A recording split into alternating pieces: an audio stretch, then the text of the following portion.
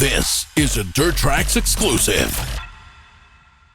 Hey everyone, welcome to another classic Dirt Trax walk around. I've got a new unit today, sort of a special one. It is new for North America anyways. It's the 2026 Yamaha Wolverine X2 utility. And now let me explain that. Let me explain that utility functionality. Basically, you have the performance and durability of the classic Wolverine X2 850 with, strangely enough, the Viking box utility functionality, this Viking tilting box, which is actually an all steel box, and it's taller as well as longer and wider than the regular X2 boxes. And I mean, when I first heard that, I probably thought the exact same thing you're thinking right now, like, okay, hold on a second. So does this then replace the Viking? And I mean, it's a great question because reality is this is more pretty much how you get an 850 into a Viking, by just taking all the utility features of the Viking and putting them on an X2. The Viking is still available, and you have to make note that this is only a 2-passenger vehicle, whereas the Viking is a 3-passenger. So I don't know. Can you fit an extra seat in this Wolverine?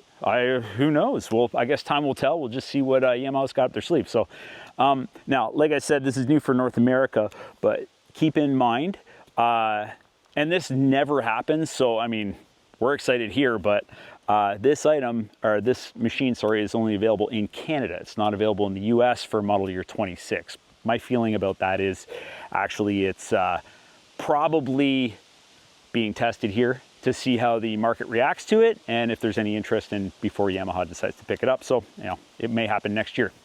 Interesting and exciting nonetheless to see it happen. Now, like I said, it's a new-ish vehicle, and I keep saying it's new for North America, it's new for Canada, but this unit was actually developed and has been part of Yamaha Australia's model lineup for a few years now, and it was developed for farmers and ranchers over there that, exactly like I said, needed the utility functionality of the Viking, but they obviously need more performance and obviously more power than the Viking could provide. So, I mean, it's a really solid mix, and it has some pretty decent features. So let's go over those now. So number one, this unit does, like I said, it's based off the X2 850. So it features the 847, Yamaha's 847 parallel twin, and which is mated to obviously Yamaha's Ultramatic CVT with a 10-year belt warranty. It also has a Sprag clutch that creates natural engine braking for descending steep slopes. And like, I just got out of doing my riding for this, and I was like, oh, okay, let's try that engine braking and see what it's like. And we were shooting on top of this massive rock with a really steep hill to go down, and I'm like, all right, let's give it a shot. And I mean, I didn't even touch the brake. I didn't have to touch the brake at all. It just automatically slowed itself down and crawled down the hill, and which I was really impressed by. And on the same token, I turned around, I was like, let me see how well it can climb this hill. So, this vehicle does feature 2-wheel drive, 4-wheel drive, and full diff lock. I put it in, full diff lock and dropped it into low range, and she climbed right back up this same hill. And I mean, it's aggressively steep. I was impressed. I was impressed by what the unit could do, and it was nice. So now, when we're talking about that power in, I actually really like this 850 engine. I've seen some mixed reviews about it, but hey, this is pretty much the only vehicle that's using it in Yamaha's lineup, which is a shame because you all know where we want this 850 engine to end up, and why isn't it there? I don't know, but hey, let's hope soon we're going to see an 850 Grizzly. But don't get me wound up. You can see it already gets me going, but okay, we'll take a step back here, but power in the trails is decent. Engagement is a bit soft in high range, but once you get going into mid-range and you can rip through the trails and it's a good time. I'm actually really impressed with how it performs in the trails. In low range, that initial engagement is really strong. So you're going to use your low range for towing and hauling. If I didn't mention it, and I don't think I did, one of the other benefits of this larger bed capacity was it was designed to fit a full pallet. So you can drop a full pallet on it that's loaded up with 600 pounds of capacity right inside the bed and haul that around. So you take that, I don't know if you got, you know, say you're a farmer, you're working with a forklift, drop that right in, it can handle that and unload the thing as well. So, you know, that's really great. But if you're hauling all that around, you know, driving in low range, there's lots of that low end grunt to keep things going. Further to that, features a 2-inch hitch receiver out back and a 2,000 pound towing capacity, which is 500 pounds more than the max capacity of the Viking. Okay, so yeah, it's got more towing power and it's got that same bed feature. So I mean, those are some really nice utility features for this model. Now, going over some of the other details, we've got 27-inch GBC Dirt Commander tires. It's a staggered setup, so you got 11s in the back, and I believe it's 9s up front. You know, and they're wrapping around these 12-inch blacked out aluminum wheels. They're really nice wheels. I mean, that's a nice feature for a utility vehicle, you know, and in obviously Yamaha's classic blue, and they look really good together. Suspension wise, you're using steel body oil emulsion coilovers with snail cam adjustability.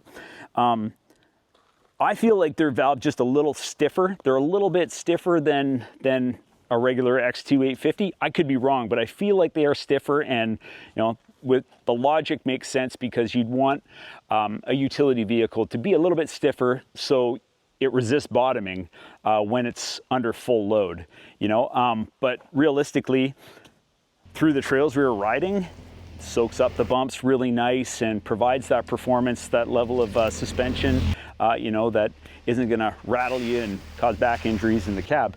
It also has front and rear sway bars, which I am a huge fan of. I love sway bars. And I'm telling you, this thing stays so planted. You know, it's the funny thing about riding, you know, a vehicle that has utility functionality, but it performs really well too when you're riding. And I mean, for the trails we rode on today, and it's typically the type of trail riding I do, this thing handled them perfectly. So really impressed with the way it handled and the way it drove. Also has EPS on this unit, which, you know, Yamaha single mode EPS is, you know, arguably one of the best in the industry.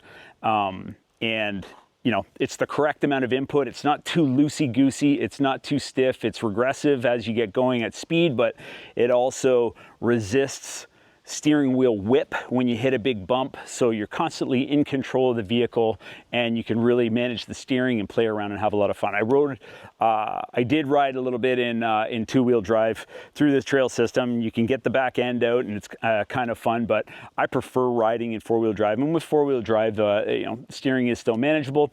Fully locked, obviously it's a little bit more challenging, but not overly labor intensive to steer the vehicle. It still rides very well.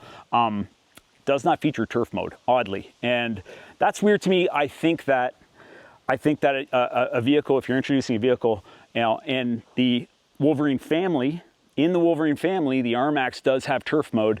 You know, if you have that technology available in a unit and you're going to market something to the utility community,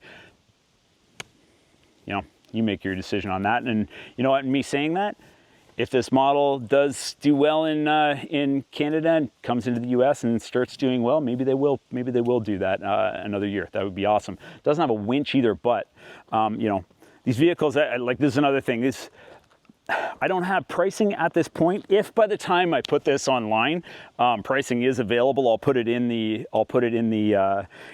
video description. But in my opinion, you know, the Wolverine line is sort of a value performance vehicle. So, you know, you have features available to you, but not all the features that the RMAX has.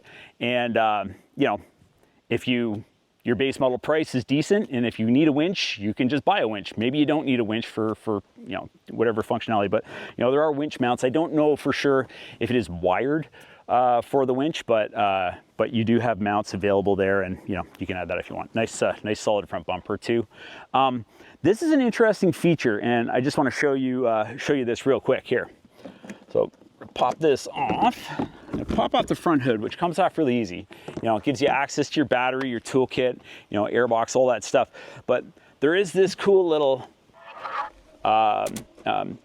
key here. It's the speed management system. So speed management system's off. You know, it's speed management system is off right now. So you're able to get full power.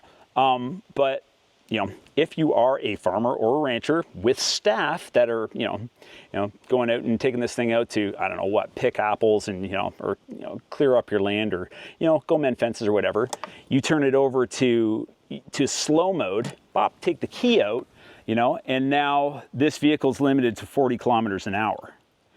So which is a really cool feature. So like I said, this will keep your staff focused on work instead of goofing around on it. But also, if you have a more introductory level rider, a less experienced rider, you can limit the speed for that rider and make sure that they're not going to get too out of hand.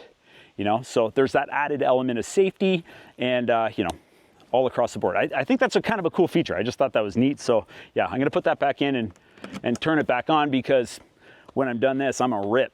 But so get this back on, and the hood goes back on pretty nicely with some quarter turn fasteners here. So I'll keep coming around the vehicle here. Like I mentioned, two things that it doesn't include. However, it does have a standard sun top, which is really nice. That's a nice feature, especially if you're, out in weather, hot sunny days. It's going to protect you from that. Rain, it adds a little bit of protection from that. Obviously, if you're in the late seasons and you're getting into snow, it's nice to, not just get snow covered when you got this. The classic Wolverine doors, these Yamaha doors, they are really nice. They open really nice. They're fully finished on the inside, and they feature soft touch points for your knees, which is actually really, that's a nice feature, and it's an underrated feature.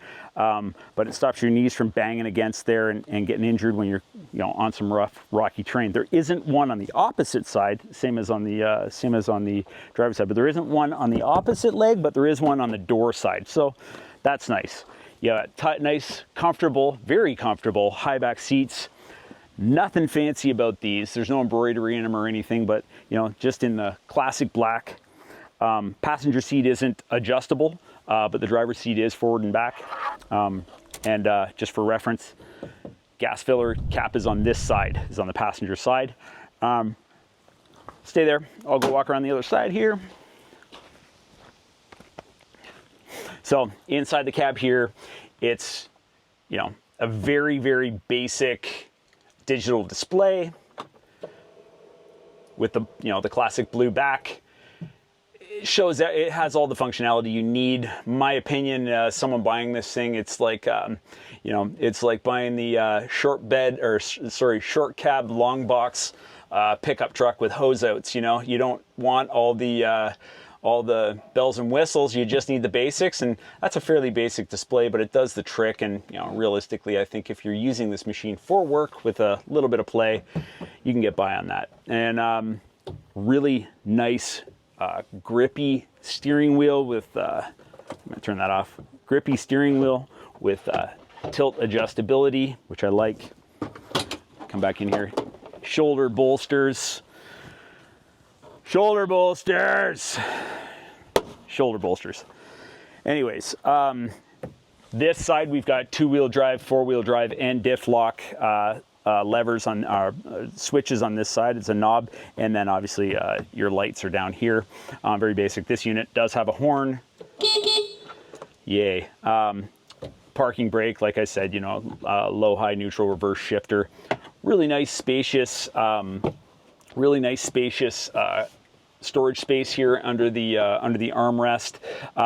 It's not rubber sealed or anything, but I mean, I got my phone in there. I had my hat in there before.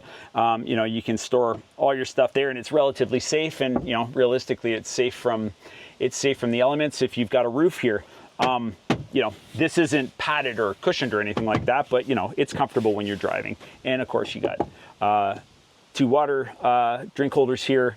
There's a little bit of dash space, which is useless. I would never put anything in there, but it's there. What's that? 12-volt outlet. Is that what that is? And then a nice big glove box. Lots of space in there. We've been keeping rags in there to keep this thing relatively tidy. And you know, you've got your grippy passenger grab bar here. That's adjustable, and I actually like these adjustabilities. You can just take this off, you know, unlock everything and then make it adjustable. But I like these because it stays in place, you know. So if you have a smaller rider here that needs it all the way out here, it's right in front of them, or you can push it all the way in for people with longer arms, obviously. But it's not going to move around. It's not going to move around, so it's going to be stationary, and that's really nice. There aren't a lot more, you know, crazy features inside this thing. You know, Yamaha does make a really nice rear view mirror for the Armax, and I was driving around today, and I'm like, dang, you know what? I can really understand why.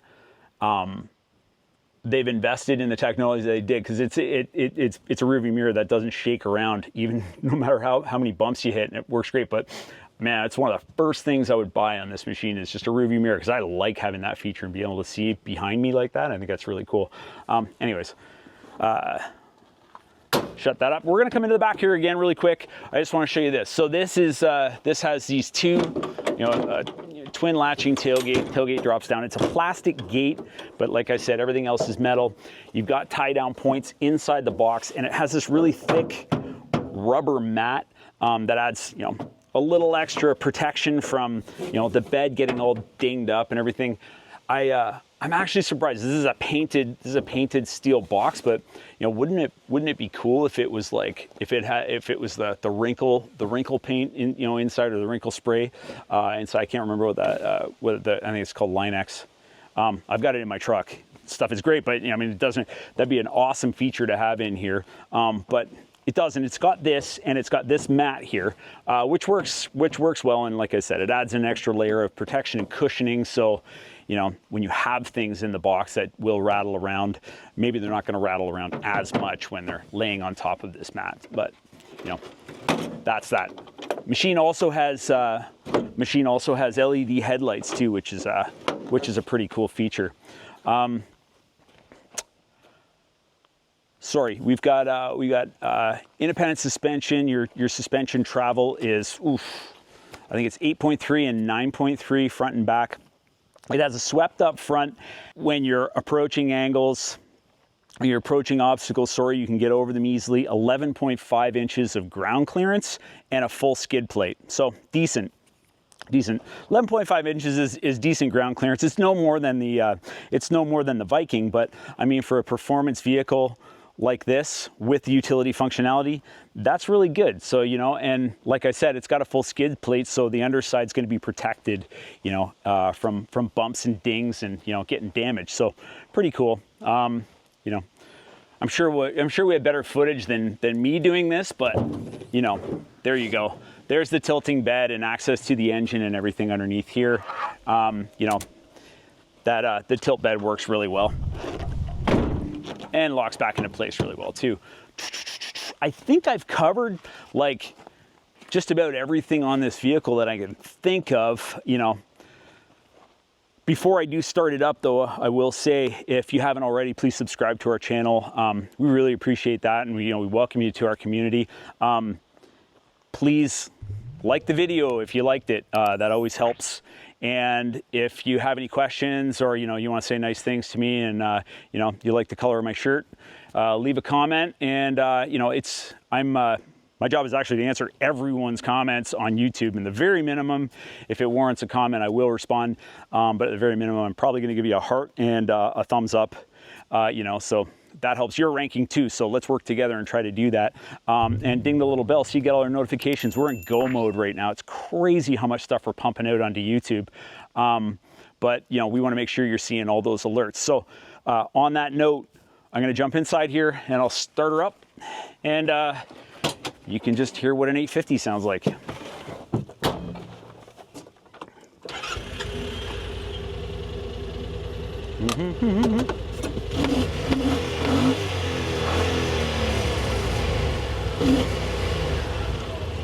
It has a nice bark. It has a really nice bark, but at idle, it's not overly aggressive or you know, it's not going to wake the neighbors. But when you're ripping, it feels good and sounds good. And like I said, it's not overly loud where it's obnoxious. Man, I like this engine, and I like the way this machine performed.